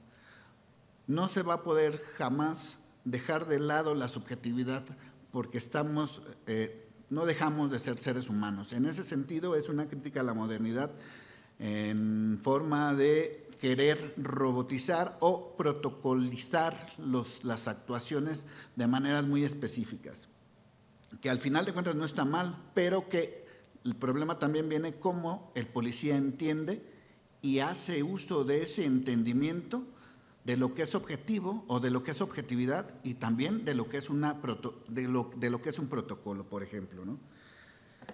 Para esto, pues la metodología se ocupa una cuestión, metodología de gabinete y se identifican casos que se derivaron de la definición de control preventivo provisional, es decir, detenciones que se formularon como legales a partir de controles preventivos provisionales y estas mismas también se nutre la cuestión metodológica a través de entrevistas a profundidad a policías y en las últimas revisiones se van a realizar a víctimas específicamente de estos controles preventivos provisionales.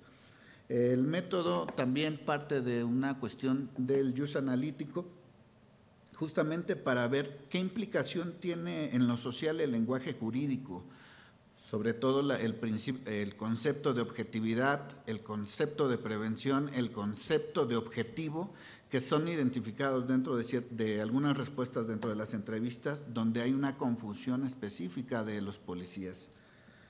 En ese mismo sentido, se utiliza una fenomenología empírica que va a intentar, o más bien busca cómo se comprende la interacción del objetivo y lo subjetivo con relación a las formas de intervención policial y cómo se vulneran los derechos humanos.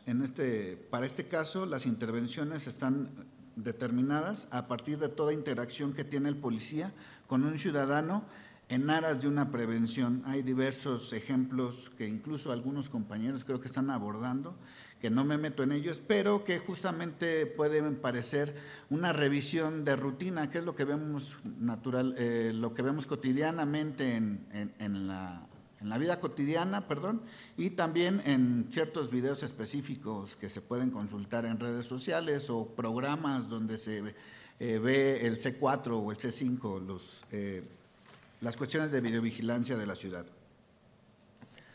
Para este caso, las primeras entrevistas que fueron realizadas a los policías lo que están dando es justamente que hay una tergiversación del concepto de objetividad a objetivo. Por tanto, se plantea que hay una cuestión como de objetividad práctica más que una cuestión ética. Lo que genera también es que hay una sospecha generalizada, la percepción del observado, que no debe de ser. Es decir, lo que el policía considera que no debe de ser es lo que va a intentar prevenir. Esta actualización de esta sospecha va a estar la actualización de la sospecha va a estar basada en significaciones de conductas. Estas conductas, ¿cuáles son? Las que la misma Suprema Corte de Justicia de la Nación va a considerar como inusual, evasiva y confrontativa. Entonces, lo que también se empieza a ver es que hay una cuestión de subjetividad en la sospecha. Esta sospecha es una intuición del policía que está justificada por medio de la experiencia. Del mismo modo, pues la Ley Nacional sobre el Uso de la Fuerza, me voy a adelantar un poquito por cuestiones del tiempo, la Ley Nacional sobre el Uso de la Fuerza nos va a decir que sí, efectivamente también hay una cuestión ya reflejada dentro de lo legal. La presencia de autoridad y la disuasión verbal, la presencia de autoridad como significativa y la disuasión verbal como discursiva, justamente. Esta cuestión tiene que ver con lo que estamos comentando dentro de la investigación, que es el policía entiende que la objetividad es lo que está escrito, lo que está en la ley, lo que está en un protocolo, lo que está hecho registrado en un manual, y que tiene que ver justamente con la prevención de los delitos. Quiero aclarar que esta prevención de los delitos no interesa si está dentro del campo de lo legal, mientras esté legitimada por lo social, lo cual va dando como ejemplos casos donde los mismos juzgadores pueden llegar a decidir que el control de la detención fue legal, aunque no se pudiera sustentar que la actuación del policía haya sido de manera objetiva, tendiente a los principios constitucionales. Y bueno, para terminar ya, justamente lo que vamos a encontrar es que hay una legalización de una aparente sospecha razonada contra interacciones no objetivas, justamente, y lo cual tiende a que haya una ideologización o una ideología justamente de una punitividad. Es decir, no podemos entender justamente que no haya un castigo o que no haya una pena o que no se hagan actos preventivos ante lo que pudiera parecer un delito. Ejemplo claro, lo acaba de actualizar mi compañero en el vehículo al referir una anécdota con relación a un vehículo detenido, el cual fue puesto a disposición y el juzgador decidió que sí era legal la detención porque la persona no tenía las características correspondientes al vehículo que manejaba. Es decir, tomando en cuenta la anécdota, lo que mencionábamos es que era un carro de alta gama con características de una persona que no correspondían a un vehículo de alta gama. Y por mi parte, pues bueno, sería todo. En este momento cedemos el uso de la palabra al docente que llevará a cabo la réplica. Gracias. Bien, evidentemente el hecho de entrar en conceptos, lo que debemos entender por objetividad, una sospecha objetiva y razonada como se establece en el cuadernillo de jurisprudencia de la Suprema Corte de Justicia de la Nación, al momento de analizar diversos hechos y poder establecer si los controles realizados por parte de los policías, estos controles preventivos provisionales, fueron adecuados y que de ellos se desprende una detención que no fue momentánea, sino se lleva a cabo una detención para presentarlo ante el Ministerio Público al haber descubierto la existencia de un ilícito y que deberán de justificar esta detención bajo las hipótesis de flagrancia, caso urgente, o bien porque exista una orden de aprehensión, como constitucionalmente se limitan las actuaciones de la policía. Sin embargo, hablamos que esta objetividad no existe una definición, un concepto como tal para decir el policía al momento de advertir estos elementos podrá llevar a cabo la detención de una persona. Porque incluso en todos los amparos en revisión a los que hace alusión la Suprema Corte establece conceptos distintos y hablamos de amparos en revisión de 2012, 2014, 2015, la forma en la que razona respecto de si había una fundamentación, una motivación adecuada para los oficiales para llevar a cabo una revisión que puede ser en ese momento el detener, el privar de la libertad ambulatoria de manera momentánea y que en caso de que ellos puedan descubrir la existencia de un ilícito, ya hacer una detención de manera permanente ante su presentación ante el Ministerio Público.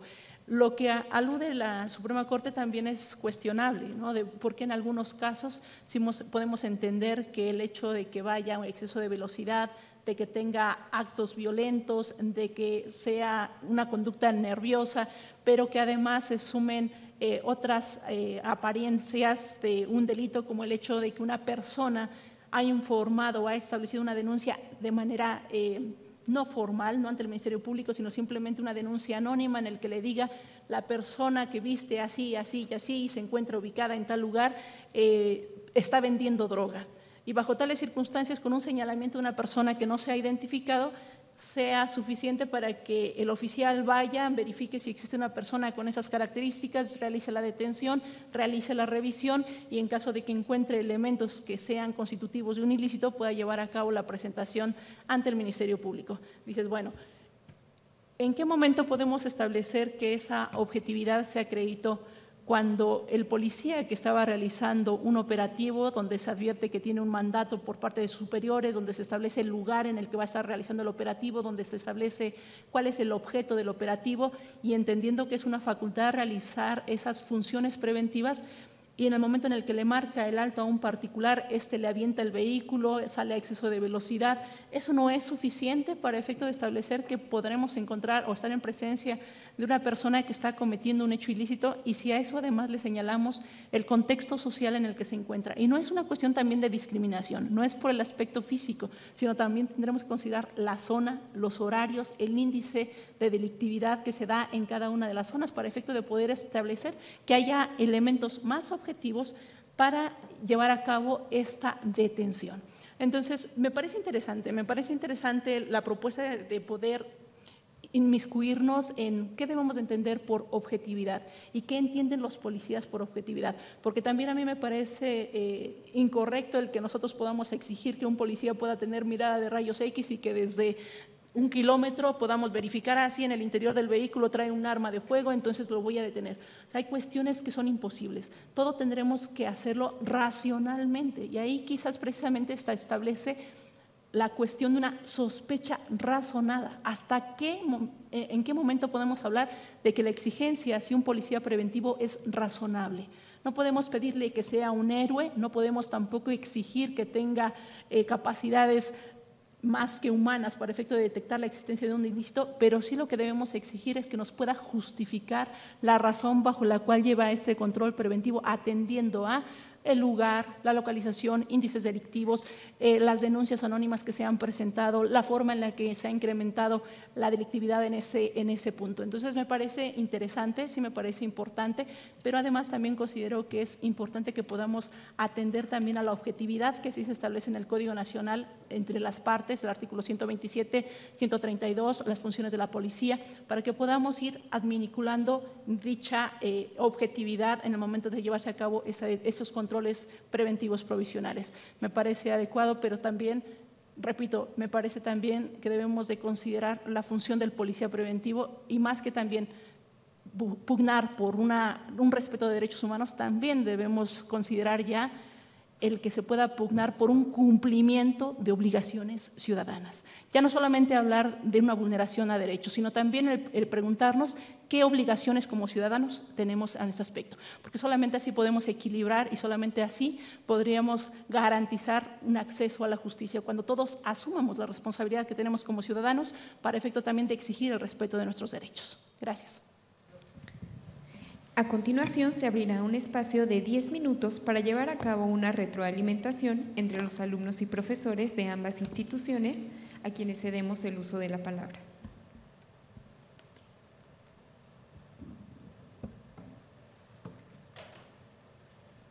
Si no hay más opiniones, podemos continuar con la entrega de reconocimientos y constancias de participación a cargo de la doctora María de la Luz Ruiz Beltrán, coordinadora de enlace académico de la Escuela Judicial del Estado de México.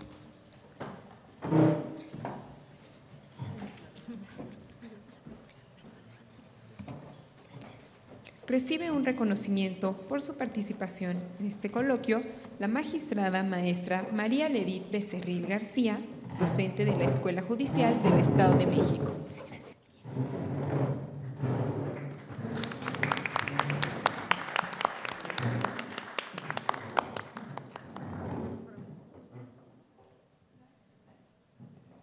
Recibe un reconocimiento el doctor José Antonio Álvarez León.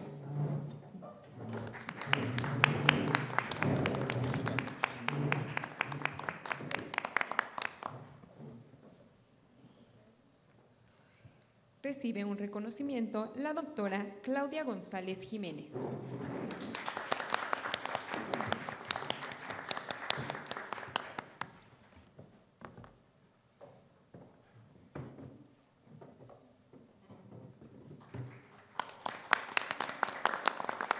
Recibe un reconocimiento el doctor Mario Enríquez Carvajal.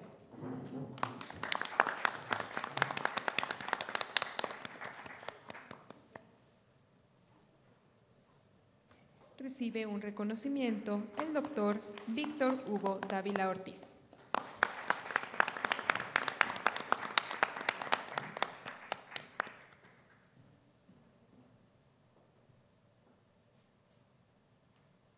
Recibe un reconocimiento el doctor Javier Díez García.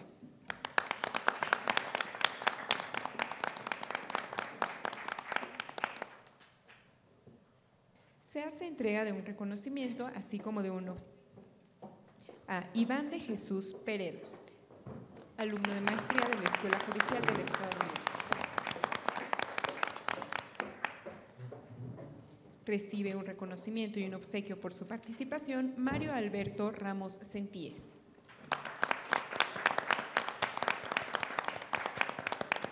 Asimismo, recibe un reconocimiento por su participación, así como un obsequio, Verónica Mondragón Álvarez.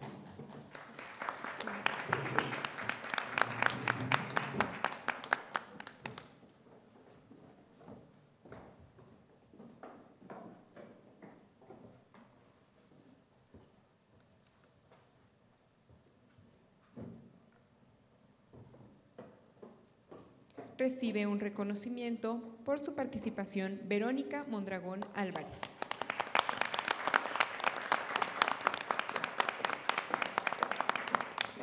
Recibe un reconocimiento y un obsequio Gerson Rodríguez Gallardo.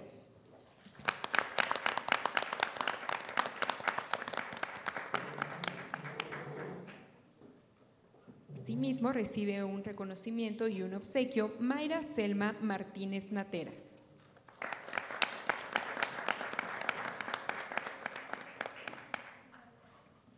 Recibe un reconocimiento y un obsequio Marco Antonio García Vázquez.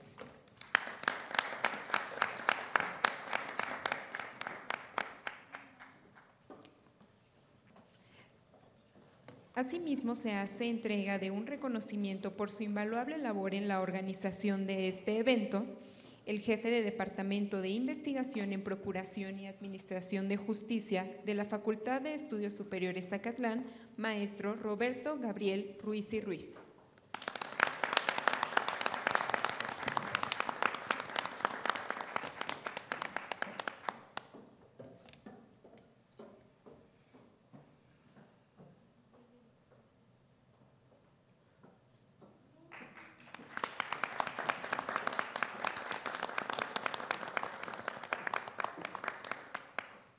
En estos momentos, el director general de la Escuela Judicial del Estado de México, doctor Jaime López Reyes, dará un mensaje de despedida.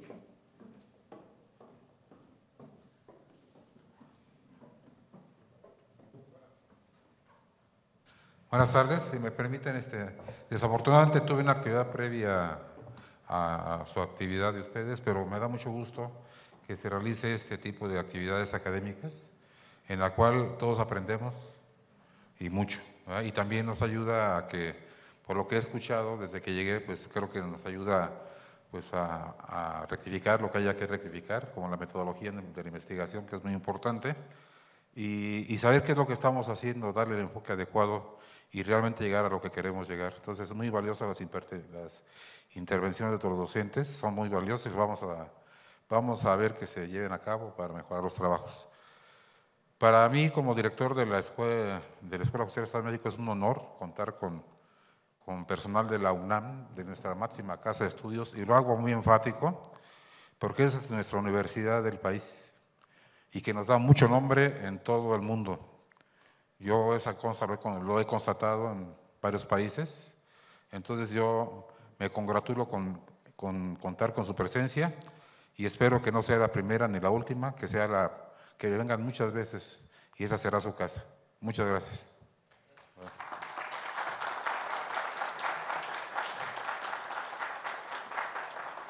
Agradecemos a cada uno de los participantes de este coloquio, alumnos, docentes y público en general. De esta manera damos por concluido el coloquio conjunto de Ciencias Jurídicas. Agradecemos su atención y les deseamos una excelente tarde.